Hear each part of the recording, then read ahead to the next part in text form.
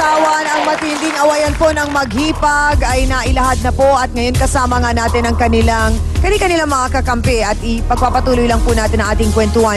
Si Aling Rebecca po ay kaibigan ni Aling Emelita. Magkapit-bahay po kayo? Bali, malayo po ng bahay lang. Okay. Ano po bang pagkakakilala ninyo kay Lotlot? Kilala ko sa kanya ho talaga noon. Talagang nakulong siya dahil sa pandurukot. Pero ang sinasabi niyang nagturo sa kanya ay si Aling Emelita. Ayun ang kwento-kwentuhan lagi. Na siya nga daw nagturo. Inaamin naman niya.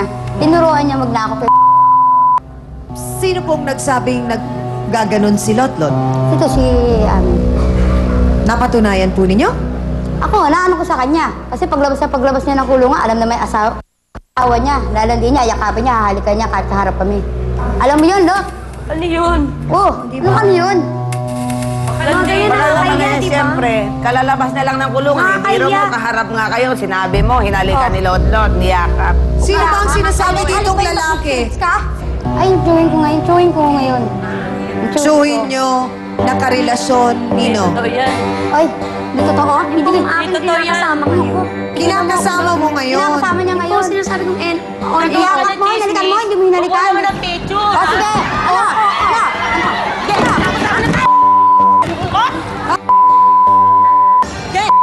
Sabihin ako.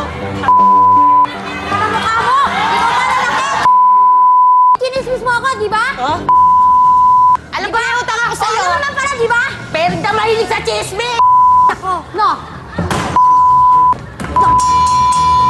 Ilang!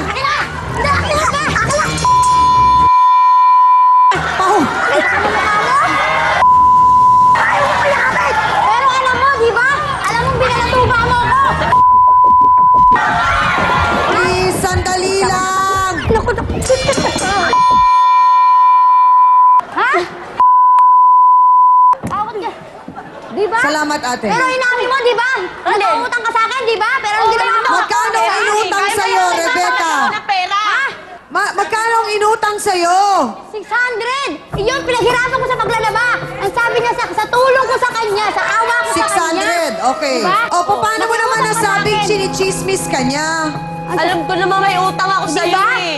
At sabi ko sa'yo, babayaran kita, magkapera lang ako. Kailan? Wala sa mga sa akin. Hindi naman natin kailangan maabot sa ganti. O bakit? Sandali lang, sandali Sabi lang. niya, binibintang sa akin. Bintang? Yung tao naman hirap na sa buhay, siguro naman wala na siyang oras para magchismis. Sa dami ng problema niya. Saan ang chismis na sabihin mo, tatlong tatay ng anak ko? Alam mo, sa'yo ko lang naririnig yan eh. Ano mo ba naririnig? Lot, hindi mo iniisip na mag-aawayan namin Hindi ko na mag-asawa? malaman kung paano gagawin ko. Magchichismis pa ako sa inyo. Makikailan pa ako ng buhay niyo. Nako? Buhay ko, hindi ko maayos Diba? eh. Isipin mo Bakit na nakapasukan niya buhay niyo? Ako lang taong tumulong sa inyo, pero ginulo niyo pa ang buhay ko at tinutulungan ko na lang kayo ng mga anak mo. Rebecca, Salamat sa hindi tulong mo. kaya mo lang sinasabi yan dahil kaibigan mo si Emelita? Hindi. Wala akong pakaroon sa away nila eh. Sa akin. Wala akong pakaroon sa away nilang maghipag. Ang akin lang, huwag nila ako isama sa gulo nila. Ako lang ang tumulong sa kanila eh. Kahit alam kong magugulo ang buhay nila, binulungan ko sila, pero huwag nila ako idadamit sa Matagal na kayo magkakilala ni Aling Emelita? Oo. Anong trabaho niya? Dati ko siya nag-abroad. Aling Emelita? Dati po yun. Anong trabaho niyo? Nagbabayad ng cellphone ko sa Hong Kong, ganun, pabalik-balik ako. Hindi naman Bata kayo pa po nahirapan. Marami po ako naging karanasan dun eh. Andiyan na po yung nakidnap ako. Bakit? Naano rin ako dun sa mga sindikato, Sindikato ng ano po? na sa mga droga rin, sa mga prostitution. Mga ka-face-to-face, mukha po talagang kailangan ng ating mga bisita na sila po ay makausap ng ating trio tagapayo. Dahil nga po sa napakatindi at napakagulo na problema pong kanilang pinagdaraanan. At sana lang po sa amin dito ay pahalagahan po nila yung magiging counseling na ibibigay po sa kanila ng ating tagapayo. Mas maigi pa na humingi ka ng tawad din sa nanay mo ngayon. Pakiusap ka na umuwi sa bahay ng nanay mo. Sa Antipolo po. May maayos silang tirahan. Meron po. Tinan mo. Maganda yung bahay nila. Yung bahay na yon, di ba nung panahon na Ondoy na wash out siya? Oo. So ngayon pinatayuan nung mismong nakarenta doon, kaya 700 lang ang sinisingil. Oo. So ang nagpatayo noon, bale, Yung ano? yung naka... So, loop pa lang sa kanila. So I really don't know how you go about yung ganong klase. Okay. Pero maybe considered as repair, major repairs. So, 700. Opo. Ay, bigyan mo na yung 700. Opo, Sige. panutan nyo na. Lotlot, Aling Lina, Aling Emelita at Aling Rebecca, kayo po ay nakausap na ng masinsinan ng ating mga tagapayo. Meron pa rin po silang mensahe para po sa inyo. Sana po ipakinggan ninyo mabuti. Unahin ko lamang po si Attorney Acosta. Unang-una ako ay humahanga sa naging revelasyon ng dalawang panig na ito tungkol sa kanilang mga buhay na naging dahilan pa upang sila ay sabi nga ay makulong, on and off. Ito ay isang paghanga sa pagkatalam nga natin na sa ating sosyedad ay parang hindi pa handa ang ating sosyedad na tanggapin ang mga taong ito na eka nga ay nakulong. Subalit kung yan man ngayon ang parang pananaw ng ating lipunan sa kalagayan ninyo ay hindi nangangahulugan na kayo'y batik ng tuluyan ng lipunan. Aling Amelita, ang gusto ko sana ay magtulungan kayo ni Lotlot, ibigay mo na yung upa doon sa kanyang bahay, at kung talagang kaya mo namang arugain yung kanyang isang anak, pagawin mo, pero sana sa tamang pagdidisiplina, Lotlot, ikaw naman, nakita ko yung kuwan mo kanina, yung tigas ng loob mo, yung talagang tapang mo, medyo bawas-bawasan mo na yon, mahirap uling masangkot ka sa paglabag ng batas, na siyang magiging dahilan upang baka ikaw na naman ay makulong. Marami pong salamat, Attorney Benedicto Acosta Jr. Dr. Camille? May pamilya naman kasi si Lotlot na talagang sa tingin ko, kahit na sabihin niya na nagkamali siya, wala naman sigurong nanay na talagang sabihin natin makakatiis sa anak, lalo pat meron na siyang mga apo dito kay Lotlot. Lot, unang-una, alalahanin mo kahit na maibalik sa iyo yung bahay na yun, pero kung ganun din ang kapaligiran ng mga bata, mahihirapan ka na talaga sabihin mo, maiayos mo ang mga bata. Alam natin na sa huli ang pagsisisi, pero kahit na nasa huli ang pagsisisi, may pag-asa pa naman pwede kang bumangon. Yun ang tandaan mo. Marami pong salamat, Dr. Camille Garcia. Reverend Sonny? Amelita, inamin mo kanina na tinuruan mo si Lotlot pumang magnakaw dahil ayon sa'yo, mas maigi na lang ang pagnanakaw kaysa pagbibinta sa sarili.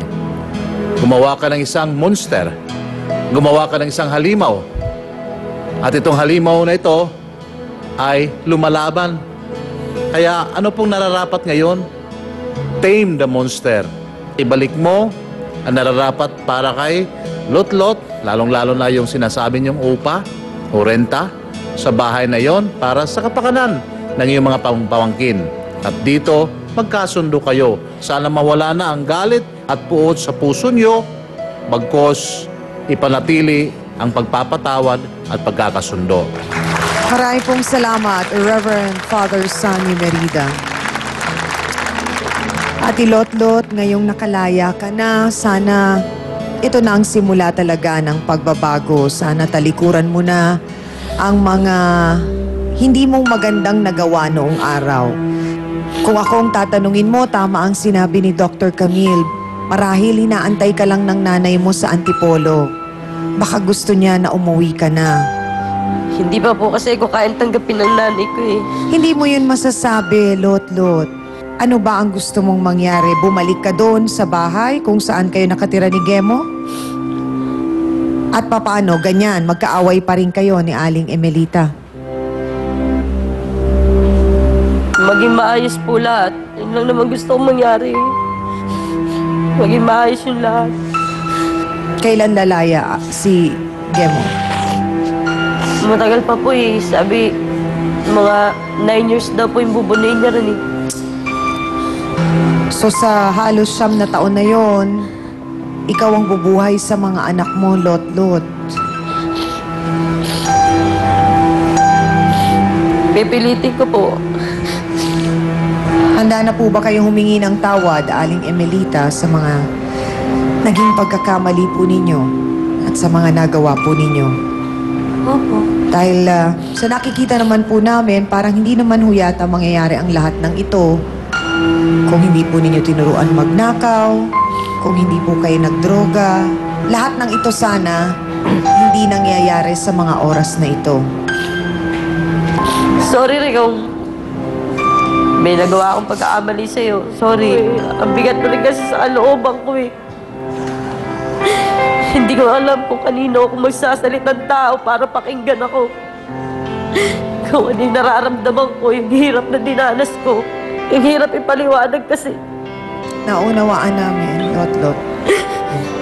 Sa akin, okay lang yun.